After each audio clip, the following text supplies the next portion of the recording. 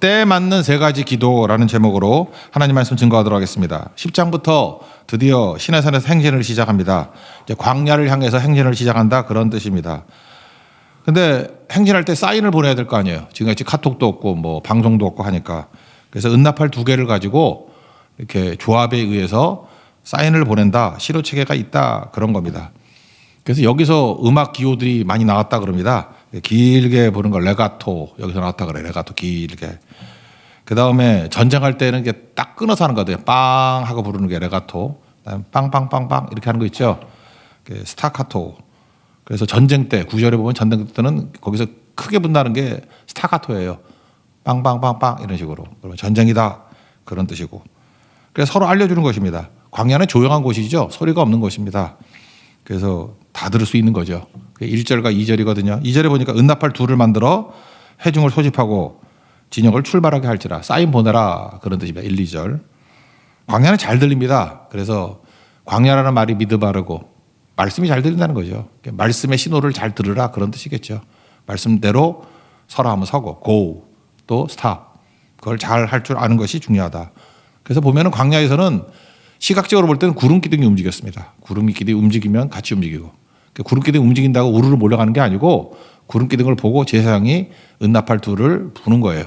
그럴 때 출발하라 사인도 있고 멈추라는 사인도 있고 순서 사인도 있어요.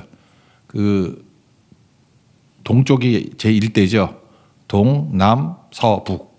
그래서 1대, 2대, 3대, 4대 그렇게 세 지파씩 갈 때도 한번 길게 불면 동쪽이 먼저 가고 또 다시 길게 불면 남쪽이 가고 그다음에 서쪽과 북쪽은 생략했는데 그 순서대로 가라. 뭐 이하 동문 그런 거죠.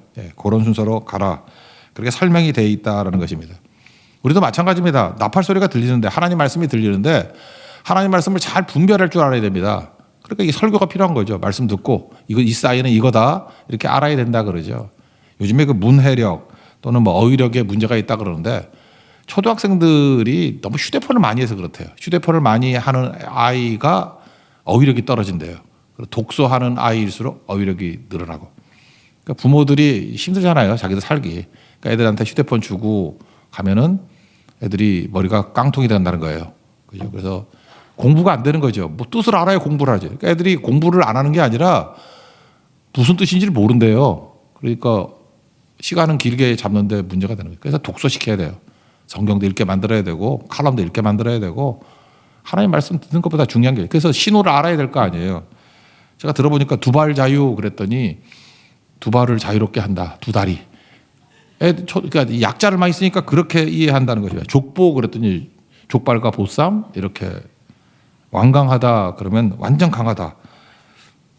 그 중식 제공 그러면 그렇게 해서 안 쓰는 게 좋은데 중국 음식 인자인데요.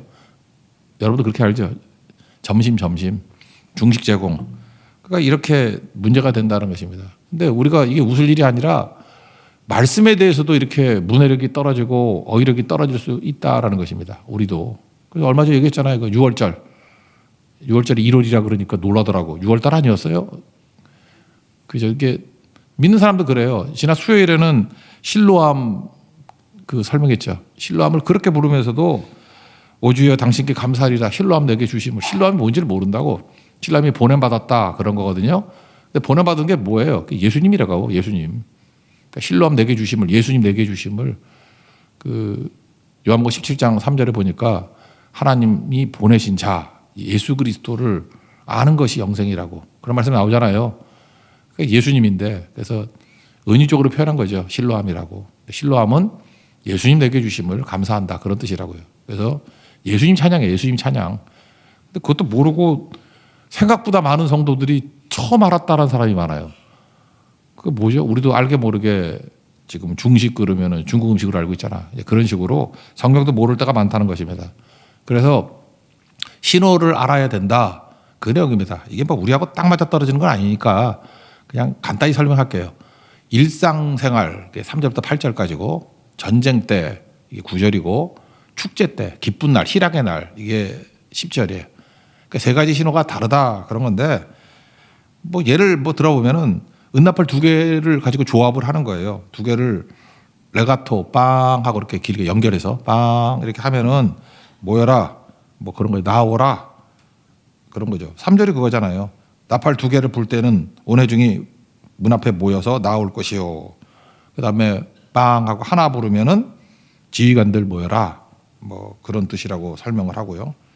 모을 때는 또 낮은 소리다. 그렇게 나오죠. 뭐 그런 겁니다. 뭐 이거 내용이야 뭐 3절부터 8절까지 7절까지 8절까지 읽어보면 나오는 내용들인데 이게 뭐 우리에게 뭐 딱 맞는 건 아니잖아요. 하여튼 신호에 의해서 일상적인 신호가 있다는 거죠. 일상적인 이런 사인들이 있다. 그리고 전쟁 때는 스타카토예요. 빵빵빵빵빵 이렇게 그죠? 그러니까 그렇게 불어야 된다는 것입니다. 9절이 이거든요.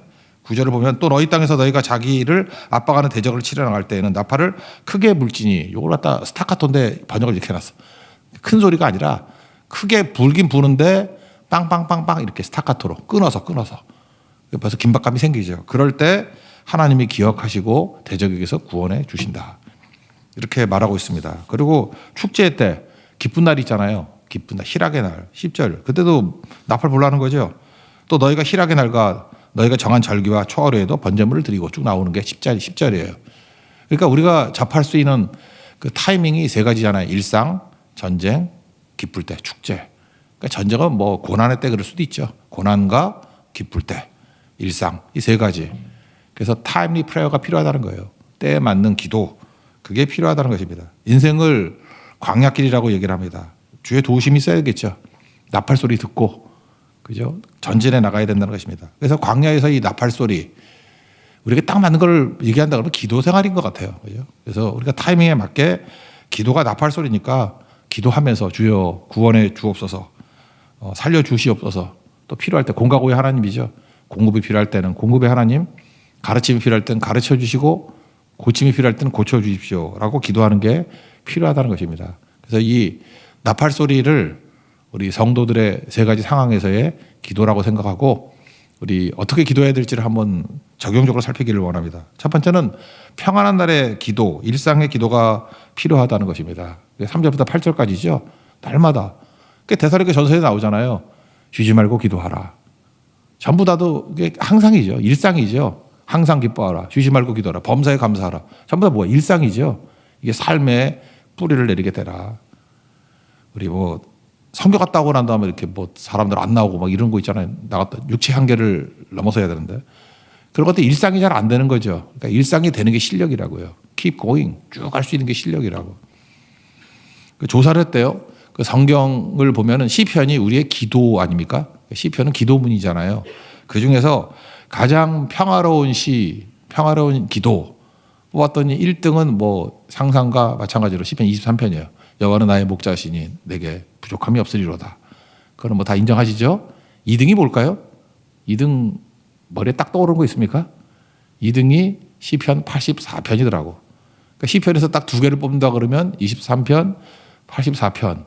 우리를 하여금 가장 샬롬이 임하게 만드는, 재기능하게 만드는 시편이다. 근데 시편 84편은 고라자손의 기도라는 거 아시죠? 고라자손이 우리 민수기 이제 나중에 나올 건데 반역하다가 땅 갈라져서 다 죽은 그 저주받은 지파 아니에요. 근데 몇 명 살아남았습니다. 그러면 고라자손 그러는 순간에 우리는 저주받았다, 반역하다가 죽었다 그런 느낌이 들잖아요. 근데 그들이 거기서 머무르지 아니하고 하나님의 은혜를 구했던 것 같아요. 그래서 초라하더라도 성전에서 봉사하기를 원합니다. 그래서 용서를 체험한 사람의 기도, 은혜를 체험한 사람의 기도. 그러니까 어떤 거죠? 내가 지금 살아있다는 것 자체가 하나님의 은혜다. 내가 지금 이렇게 봉사할 수 있다는 것 자체가 하나님의 용서의 결과다. 그래서 시편 84편을 보면은 뭐 주옥 같은 말씀이 많잖아요. 5절 같은 데 보면 주께 힘을 얻고 그 마음에 시온에 들어가 있는 자는 복이 있다. 그 축복의 사람 같은 거 찬양도 이가 갖고 한 거 아니에요. 그죠? 축복의 사람이 누구예요? 고라 자손이라고. 저주받은 자손이 축복의 사람이 된 거라고. 그게 얼마나 대단한 겁니까? 그 다음에 뭐 백범일지에도 나오는 얘기 아니에요? 10절 주의 궁전에서 한 날이 다른 곳에 첫날보다 낫습니다. 악인의 장막에 사는 것보다 하나님 성전에서 문지기 하는 게 좋습니다. 그렇게 백범 김구 선생도 이거 인용했잖아요. 그죠? 내가 이렇게 살기를 원한다고. 그리고 하나님은 해요 방패고 나를 지켜주신다.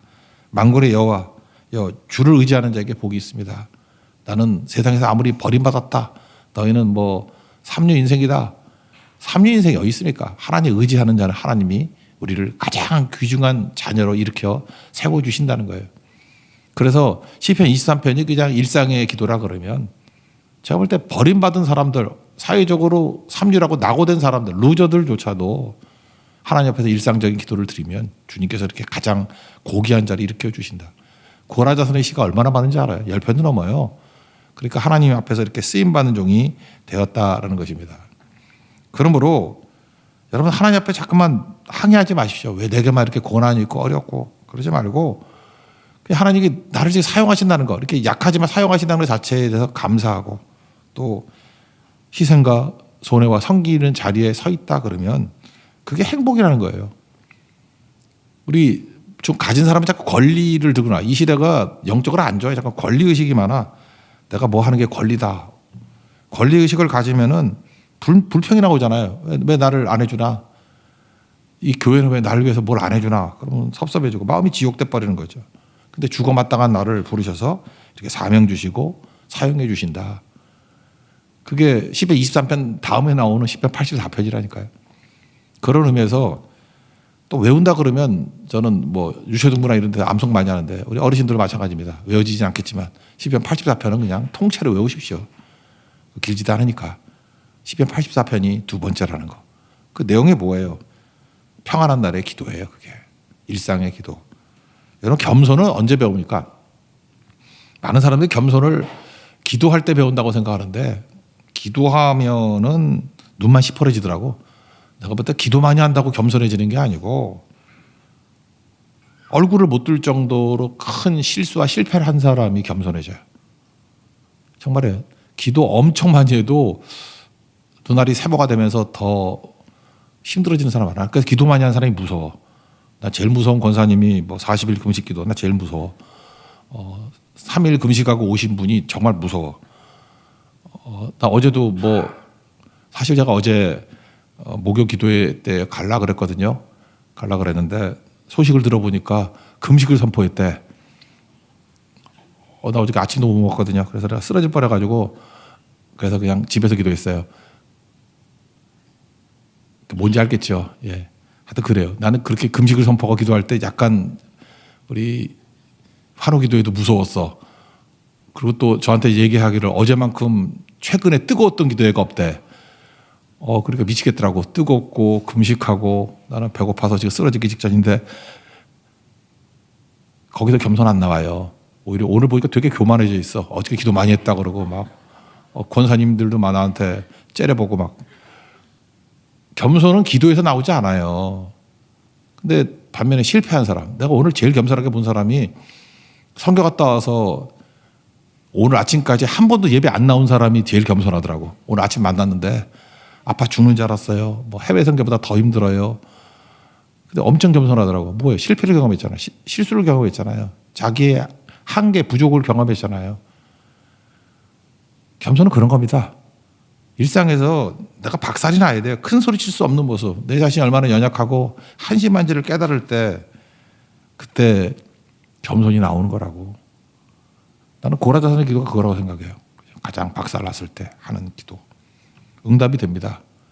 그렇게 해서 일상에서 기도가 되면 하나님께서 우리를 회복시켜줘요. 참 묘해요. 주님과 동행하다 보면 여전히 약한데 여전히 부족한데 일은 돼. 그러다 보면 여러분 일상의 기도를 쭉 하다 보면 그런 걸 경험하게 되는데 내 삶의 문제가 조용히 다 해결이 돼. 그럼 그 다음부터 무슨 생각이 드냐면 중보 기도할 생각이 나요. 그래서 다른 사람을 위해서 기도할 수 있다고. 여러분 일상의 기도가 그래서 중요한 겁니다. 평온할 때 기도해야 중보 기도자가 된다고. 그러지 않으면 맨날 자기 문제밖에 없어요. 하나님이 돌아오게 만들려고 문제가 생길 거 아닙니까? 그 레너드 스윗이라는 분이 있는데 되게 그 탁월한 제가 볼 때 아주 그 예리한 성경 분석을 하는 신학자예요. 크리스찬은 뉴스만 보는 자들이 아니다. 뉴스를 보고 기도하는 사람들이다. 나 되게 중요하다고 생각해요. 우리 식으로 얘기하면 뭐예요? 문제만 쳐다보는 게 아니라 모든 문제를 기도 제목으로 바꾸는 자들이다. 주보를 보면 주보를 왜 보는 거예요? 기도하자고 보는 거예요. 그래서 탁월한 사역자들은요. 기도 제목을 공급해 주는 거예요. 그러니까 어떤 교육자를 만났더니 누가 훌륭한 사람이냐, 뭐 맨날 웃고 다니고 뭐 나이스하고 그런 게 아니고 그분을 만나면은 모든 것이 기도 제목이 되는 거예요. 제공을 해줘야 기도를 할 거 아니에요. 그래서 기도 제목 제공 잘하는 게 능력이 있어요. 제가 보니까 해외 선교도 이렇게 기도 제목 제공하고 어제도 보니까 뭐 환우 기도회도 또 이렇게 기도 제목 제공하고 하더라고요. 그게 탁월한 거예요. 근데 도대체 뭘 하고 있는지도 모르는 거, 그러면 아무것도 안 하는 거예요. 기도 제목 제공 안 하는 사람들은. 그러니까 기도 제목 제공하고 기도하는 거.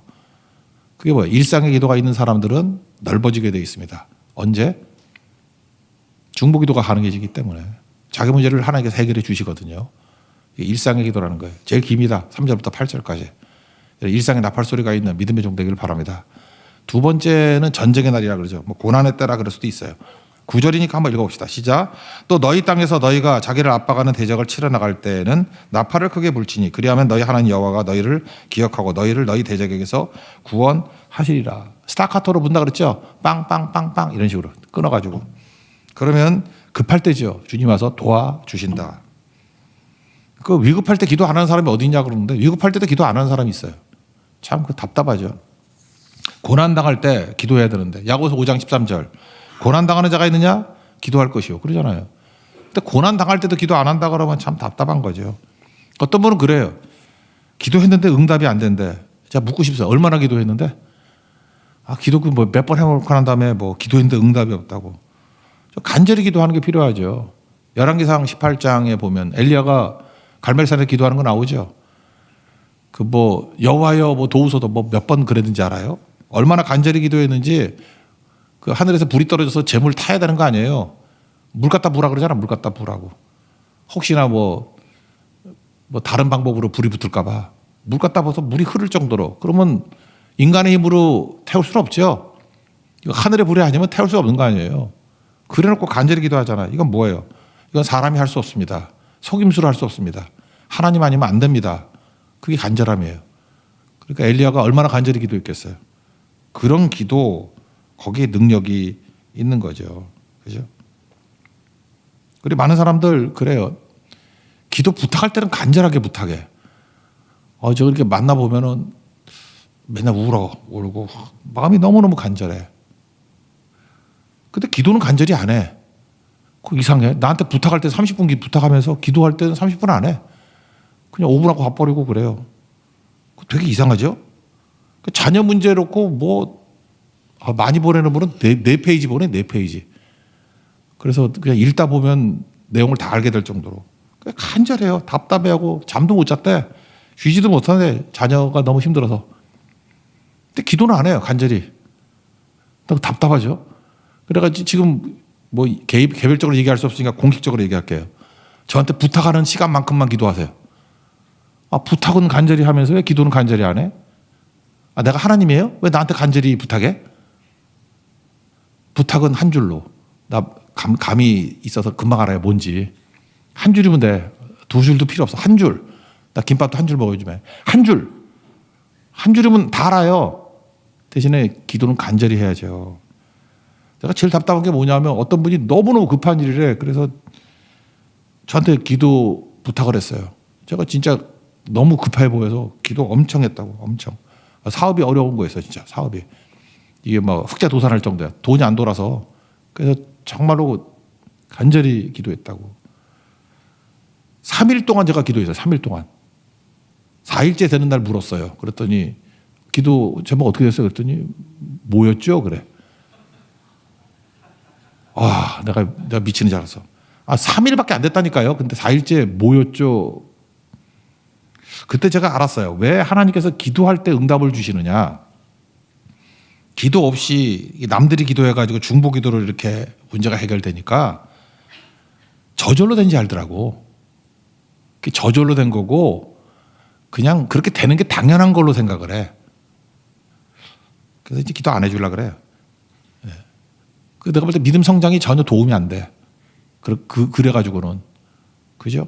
왜 그러냐 하면 계속 반복이야. 다람쥐 쳇바퀴 돌듯이. 또 어려움 오면 또 뭐 바로 달려와서 또 그러고. 그러니까 우리가 중요한 게 뭐냐면 간절하게 걱정하잖아요. 우리가. 걱정 안 해요? 뭐 아플까봐 걱정하고 자녀들 걱정하고 뭐 사업 걱정하고 돈 벌려고 걱정하고 얼마나 걱정이 많아요. 어떤 사람은 그러더라고. 걱정하다 보면 3시간 가 있대. 멍 때리고 있다가. 부탁하는 만큼 걱정하는 만큼 그 이상으로 기도하십시오. 간절하게 부탁하지 말고 간절하게 기도하십시오. 간절히. 그러면 당연히 응답이 되겠죠. 전쟁의 날에 주님께서 우리를 기억하시고 도와주신다고. 아픈데도 기도 안 합니까? 다 가족들 어디가 있어? 성도들만 기도하고 뭐 자기들은 다 어디가 있어? 기도해야죠. 기도. 전쟁의 날에 기도할 때 주님이 기억하시고 도우신다는 거 믿고 전쟁의 때, 고난의 때에는 간절히 기도해야 됩니다. 그때 응답도 있을 뿐만 아니라 우리의 믿음이 크게 성장하게 된다는 것입니다. 세 번째는 희락의 날, 축제의 날 잘 될 때, 이때도 기도해야 된다는 거죠. 10절도 다 같이 읽어봅시다. 시작. 또 너희의 희락의 날과 너희가 정한 절기와 초하루에는 번제물을 드리고 화목제물을 드리며 나팔을 불라. 그로 말미암아 너희의 하나님이 너희를 기억하시리라. 나는 너희의 하나님 여호와니라. 문제 해결됩니다. 응답되죠. 근데 잔치하기 바빠요. 그 다음에 안 보여. 이게 문제가 되죠. 그러니까 실력이 뭔지 알아요? 선교 이후에 좋죠. 그 다음에 월요일, 화요일, 수요일 보면 알아. 그 사람 어떤 사람인지. 그러니까 잘 될 때는 뭐 다 끝나고 난 다음에 희락의 날에는 안 보여. 그러니까 문제가 되겠죠. 그때까지도 계속 기도하는 거. 뭐 샘플 하나만 든다 그러면 10명의 나병 환자 고침받았잖아요. 누가복음 17장. 한 명만 돌아오죠. 그러니까 그 사람 병도 고침받고 구원도 받잖아. 내 믿음이 너를 구원하였느니라. 뭐 이 말을 뒤집어 얘기한다 그러면 그 9명은 뭐야? 뭐 병만 고치고 구원 못 받은 거 아니에요? 그런 거 아닙니까? 그러니까 희락의 날에 기도할 수 있는 거, 축제의 날에 기도할 수 있는 거, 잘 될 때 기도할 수 있는 거, 이건 너무너무 중요하다는 거예요. 제가 이전 교회 있을 때 그 사업이 잘 되는 분이 있었어요. 1호점 개업할 때는 예배 드렸어. 근데 10호점, 11호점, 12호점 될 때 예배 안 드렸어. 그러니까 나팔 소리가 없어진 거예요. 잘 될 때.